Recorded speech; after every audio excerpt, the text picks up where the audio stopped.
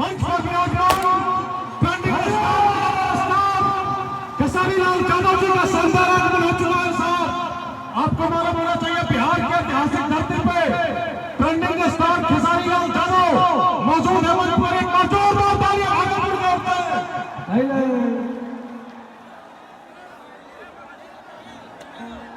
पूरा माहौल गुंजायमान हो चुका, पूरा माहौल क्रिएट है, क्योंकि लाली मेरे लाल की चित्ते खुद लाल, लाली देखी मैं गई, मैं भी हो गई लाल, लाल लाल के चक्कर में ऐसा हुआ मलाल।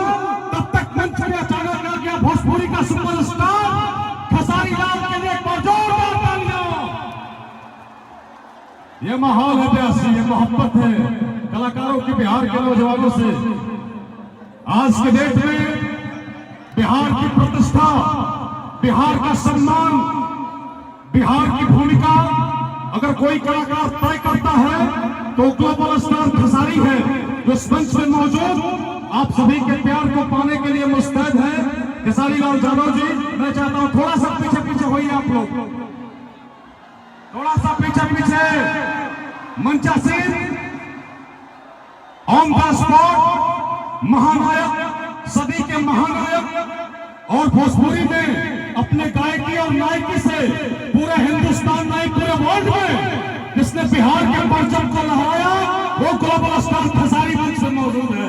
मैं चाहता हूं भाई के लिए करो जोरदार तालियां भागलपुर बजाए।